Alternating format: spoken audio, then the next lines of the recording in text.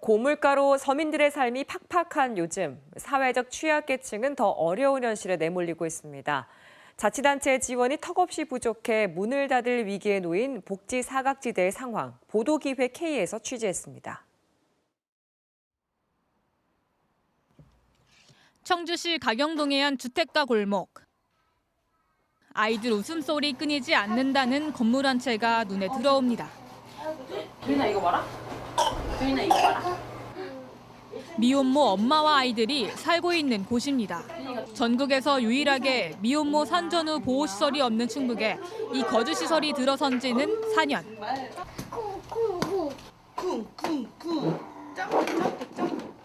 지금 현재는 4가정 8명이고요. 지금 몸조리하고 있는 엄마가 입주를 하게 되면 5가정 10명. 몇 주 전 아기가 태어나면서 가족이 늘었습니다.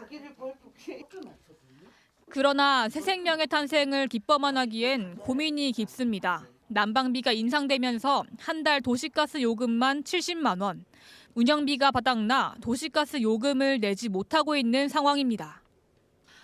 사실은 지난 2월부터는 저희가 공공요금도 체납이 되기 시작을 했어요. 이런 상황에서 운영비라든지 인건비까지 충당하는 데는 한계가 있어서 저희가 센터를 운영을 중단을 해야 되나라는 고민을 계속하고 있어서. 후원도 뜸해지면서 통장 잔고는 고작 8원. 그 여성가족부에서 중앙에서 내려오는 예산에 매칭 지원하는 상담비나 아이돌 보험비 일부 100만 원 정도고요. 예, 그 지자체에서 운영 지원을 하는 인건비나 운영비는 지금 전혀 지원을 받지 못하고 있습니다. 엄마와 아이들을 위한 최소한의 운영비 마련을 위해 청주시에 지원 신청을 했는데 돌아온 대답은 부적격.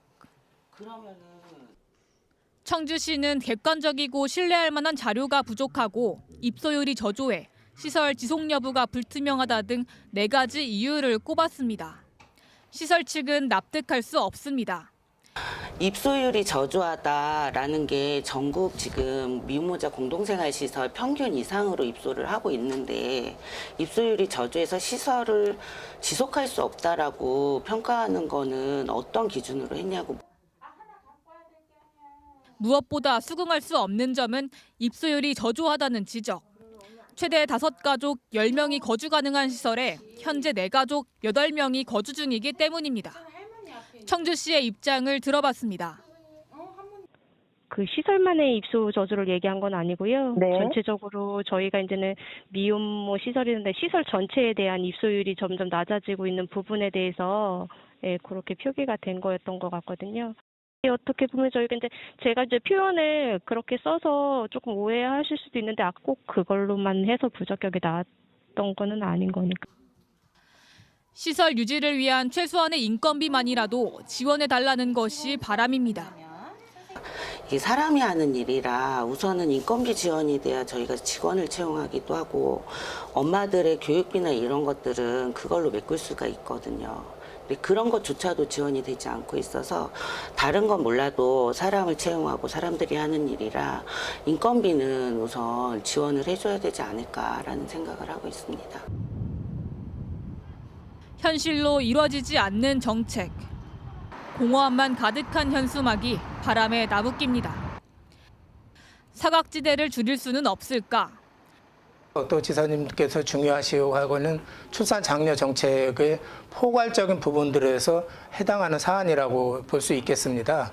그런 차원에서 어떻게 접근해야 되는지 노력하겠다는 말씀드리겠습니다. 심각한 운영난을 겪고 있는 또 다른 시설. 개인이 설립한 중증 장애인 거주시설입니다.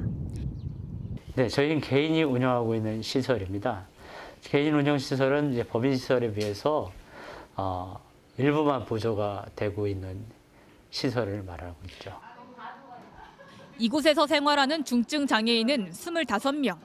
시설 입소비로 근근히 운영비를 충당하고 있습니다. 법인 시설 대비 개인 운영 시설의 자치단체 지원 금액은 15% 수준. 장애인 보조 인력을 고용할 수조차 없는 형편입니다.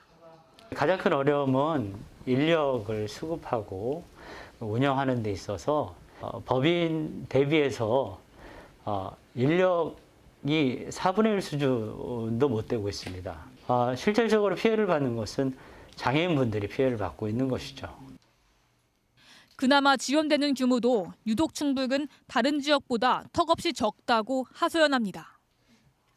이 충청북도가 이 다른 지자체에 비해서 현격하게 지원이 낮은 것이 현실이고 같은 지자체에서도 너무나 큰 차이가 나는데 이 차이는 너무나 큰 차이여서 정말 창피할 정도로 결국 피해는 함께 살고 있는 장애인들에게 돌아가지 않을까 걱정입니다. 정부가 가이드라인을 제시해 준 그만큼의 인력 충원을 해 주셔야 저희도 장애인들에게 원활한 서비스와 장애인들의 인권에 무리 없는, 그리고 또 장애인 종사자들에게도 무리가 없는 운영을 할 수 있을 거라 생각이 됩니다. 쪼들리는 예산에 문을 닫을 위기에 몰리고 있는 복지시설. 사각지대에 남은 취약계층도 따뜻한 봄을 맞을 수 있도록 적극적인 대책 마련이 필요해 보입니다.